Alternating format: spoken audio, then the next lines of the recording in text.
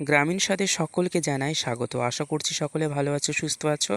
আবারও অনেক দিন পরে একটা লং ভিডিও নিয়ে চলে আসলাম। আর আজকে রান্না করব তেলাপিয়া মাছের ঝোল। প্রায় 1 মাস আগে 1 কেজি মতো তেলাপিয়া মাছ কিনেছিলাম, আর 3টে মতো মাছ আমি আমার রেসিপির জন্য ফ্রিজে ঢুকিয়ে রেখেছিলাম। তো আজকে সময় পেয়েছি তাই রান্না করছি। প্রথমে এই যে আলুগুলোকে এইভাবে করে কেটে নিলাম, তারপরে পেঁয়াজটাকেও বেশ ভালো মতো চপ করে নেব। তোমরা তোমাদের মতো করে চপ করে নিতে পারো। তো এরপর আমি এই যে আমার গাছের 2টো টমেটো আমি এখানে ব্যবহার করছি, খুবই ছোট ছোট সাইজের 2টো টমেটো এখানে নিয়েছি। এরপর কয়েক কোয়া রসুন আমি এইভাবে গ্রেটার দিয়ে গ্রেট করে নিচ্ছি। তোমরা চাইলে শিল নোড়াতে থেতো করেও নিতে পারো বা মিক্সিতে পেস্ট করে নিতেও পারো। আর সামান্য আদা, এবং এখানে আমি ব্যবহার করছি কয়েকটা কাঁচা লঙ্কা, সেটাও আমি এই গ্রেটার দিয়ে গ্রেট করে নিচ্ছি। আমার এই দিকে দেখো সমস্ত মশলাই প্রায় রেডি হয়ে গেছে। এবার কড়াইতে সামান্য পরিমাণ তেল দিয়ে আমি নুন হলুদ মাখিয়ে রাখা মাছ 3টে হালকা করে ভেজে নেব।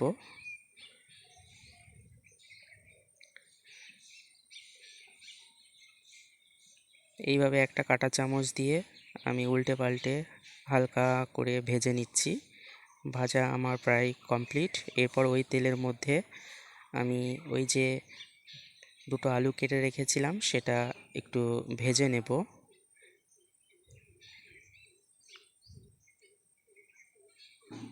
আলু ভাজাও কমপ্লিট।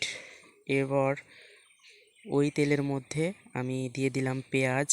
যা যা মশলা এখানে করেছি সেগুলো এর মধ্যে দিয়ে দেব। এই যে কাঁচা লঙ্কা, টমেটো কুচি সব দিয়ে দিলাম। একটু ভাজা ভাজা হয়ে আসলে আমি এখানে লঙ্কার গুঁড়ো দিলাম সামান্য পরিমাণ, জিরে গুঁড়ো, হলুদ গুঁড়ো, এগুলো দিয়ে ভালো মতো একটু কষিয়ে নিচ্ছি। এরপর এর মধ্যে সামান্য একটু জল দিয়ে দিলাম যাতে মশলাটা পুড়ে না যায়। এরপর এই দিকে একটু নুন দিয়ে দিলাম।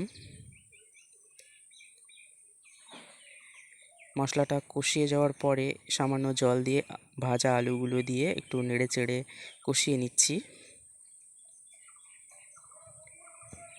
আমার এদিকে মশলা কষানো কমপ্লিট। এরপর ঝোলের জন্য সামান্য জল দিয়ে ভাজা মাছগুলো ছেড়ে দেব।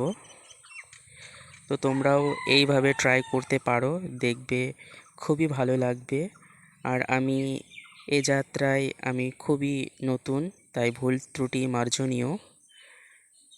সবে রান্নাবান্না শিখছি, আর এই শেখার মাঝে মাঝেই তোমাদেরকে আমি ভিডিওটা শেয়ার করছি। আর এই যে শেষে ভাজা জিরে গুঁড়ো দিয়ে মাছটা নামিয়ে নিলাম।